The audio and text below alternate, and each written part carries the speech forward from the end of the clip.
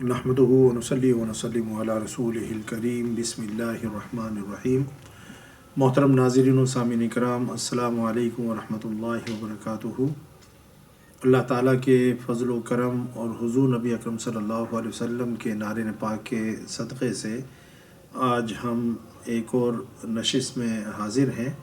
आज हम मनासिक हज के हवाले से कुछ गुफ्तगू करेंगे, क्योंकि हज का महीना है, क़ुरबानी का महीना है और इस महीने में लोग अल्लाह ताला के घर जाते हैं, उसका क़सद करते हैं, इरादा करते हैं और हज की अदायगी का फ़रीज़ा जो है सर अंजाम देते हैं। तो उस हवाले से हम कुछ गुफ्तगू करेंगे। उसमें हम मनासिक हज कौन कौन से हैं उनका ज़िक्र करेंगे और हज की फ़जीलत के हवाले से भी कुछ गुफ्तगू होगी और उसमें जो हज का तरीक़ा है उस तरीक़े के ऊपर भी हम थोड़ी गुफ्तगू करेंगे और पूरा आपको तरीक़ा बताएंगे कि किस तरीक़े से हज की अदायगी की जाती है, ताकि हमारे वो बहन भाई जो हज करने का इरादा रखते हैं चाहे अब या बाद में, तो वो हमारी इस वीडियो को देखकर हज करने का तरीक़ा सीख सकें। तो सबसे पहले जो है मनासिक हज, यानी कि हज के मनासिक, हज के अफ़आल, हज के वो तौर तरीक़े, जब आप हज के लिए जाते हैं तो उनकी अदायगी करते हैं तो वो क्या हैं उनको समझना ज़रूरी है। ये जो लफ्ज़ है मनासिक, ये नुसुक की जमा है और कुरान पाक में भी ये लफ्ज़ कई जगहों पर जो है इस्तेमाल हुआ है, जिसमें सूरह अल हज की आयत नंबर 67 के अंदर अल्लाह रब्बुल इज़्ज़त ने इरशाद फरमाया, औज़ु बिल्लाहि मिनश शैतानिर रजीम, बिस्मिल्लाहिर्रहमानिर्रहीम, लिकुल्लि उम्मतिन जअलना मनसकन हुम नासिकूहु फला युनाज़िउन्नका फिल अम्रि वदउ इला रब्बिक इन्नका लअला हुदम मुस्तक़ीम। अल्लाह रब्बुल इज़्ज़त ने इरशाद फरमाया कि हमने हर उम्मत के लिए इबादत का एक तरीक़ा मुकर्रर कर दिया है, यानी हर उम्मत के लिए, हर कौम के लिए अल्लाह ताला ने इबादत का एक तरीक़ा मुकर्रर कर दिया है, जिसके मुवाफ़िक़, जिसके मुताबिक वो इबादत करते हैं। तो अल्लाह रब्बुल इज़्ज़त ने फरमाया कि फ़ला युनाज़िउन्नका फ़िल अम्रि, तो उन्हें जो है इस तरीक़े में आपसे झगड़ा नहीं करना चाहिए। तरीक़ा उनका अपना है, आपका अपना है, तो तरीक़े के अंदर जो है वो झगड़ा नहीं करना चाहिए। वदउ इला रब्बिक, और आप उन्हें जो है अपने रब की तरफ दावत दें। इन्नका लअला हुदम मुस्तक़ीम, बेशक आप ज़रूर सीधे रास्ते पर गामज़न हैं।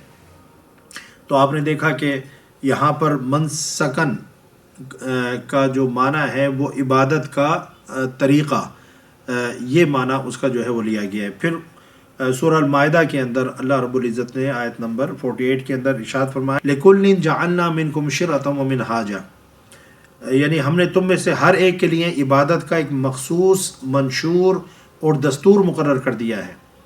तो इबादत का एक ख़ास तरीक़ा है, एक ख़ास अंदाज़ है जिस तरीक़े से इबादत की जाती है।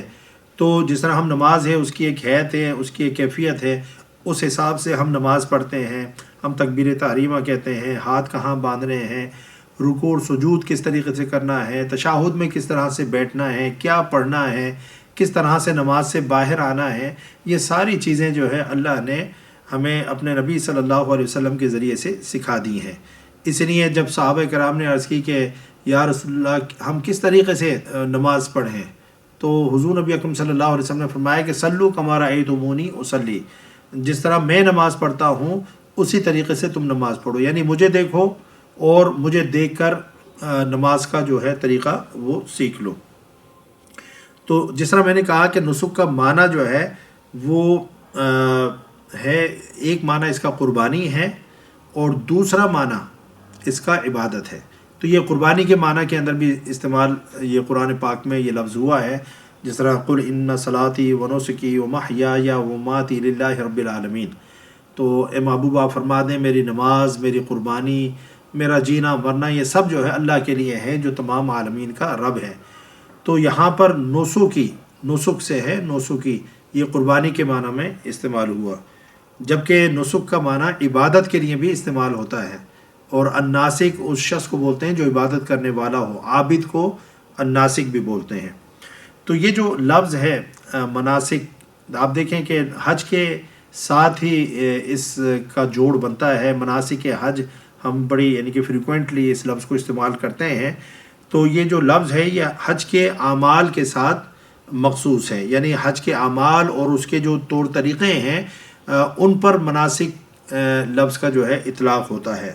یعنی شریعت میں جو عبادت کرنے کا مخصوص طریقہ ہے اس کو مناسک کہا جاتا ہے. تو حج کرنے کا جو ایک خاص مخصوص طریقہ ہے اس طریقے کو، ان افعال کو، ان اعمال کو مناسک کہا جاتا ہے. پھر حدیث میں بھی حضرت جابر بن عبداللہ رضی اللہ تعالی عنہ سے جو حدیث مروی ہے اس میں حضور نبی اکرم صلی اللہ علیہ وسلم نے ارشاد فرمایا کہ خذوا عنی مناسککم. یہ سنن بہقی کی حدیث ہے. آپ نے فرمایا کہ مجھ سے اپنے حج کے ارکان اور افعال کا علم حاصل کرو.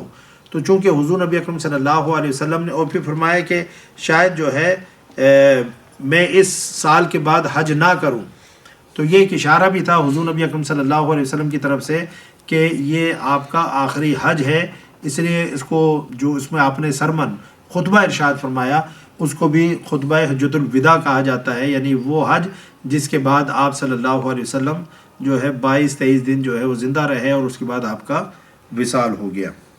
اب یعنی کہ اس کا شان نزول بھی کچھ اس طریقے سے ہے کہ کافر جو ہے وہ قربانی کے حوالے سے اعتراض کرتے تھے کہ بھئی جو جانور خود سے مر جائے، طبعی موت مر جائے، تم مسلمان جو ہے اس کو تو کھاتے نہیں ہو، اور جو جانور تم ذبح کرتے ہو اس کو کھا لیتے ہو، جو خود سے مر جاتا ہے اس کو نہیں کھاتے.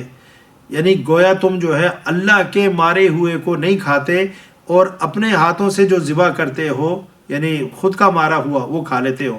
تو اس کو وہ بے ادبی شمار کرتے تھے کہ بھئی اللہ کا مارا ہوا تو نہیں کھا رہے لیکن اپنا مارا ہوا کھا رہے ہیں. شکار کرتے ہیں آپ، قربانی کرتے ہیں آپ، اپنے ہاتھوں سے ذبح کرتے ہیں. تو وہ اس طریقے سے جو ہے اعتراض کیا کرتے تھے.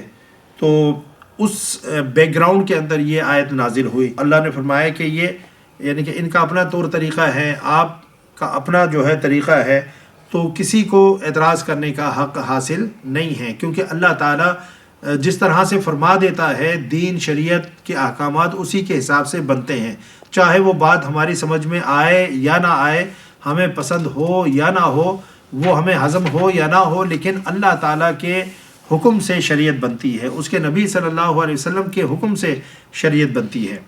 تو مناسک کی بنیادی جو ہے تعریف میں نے آپ کو بتا دیا کہ وہ مخصوص اعمال اور افعال جو حج کے ساتھ وابستہ ہیں ان کو کرنے کا نام جو ہے وہ مناسک ہے. ٹھیک ہے نا.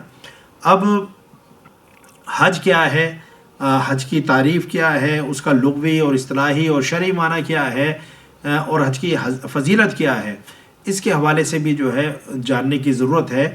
اور انشاءاللہ وہ اگلی نشست کے اندر ہم اس کے اوپر گفتگو کریں گے. اور اس کے بعد پھر حج کی فضیلت اور حج کی قسمیں کتنی ہوتی ہیں اور حج کرنے کا طریقہ کیا ہے، ان ساری چیزوں کے اوپر انشاءاللہ ہم اگلی نشستوں کے اندر روشنی ڈالیں گے اور گفتگو کریں گے. اللہ تعالی ہم سب کا حامی و ناصر ہو. وما علیہ الا البلاغ.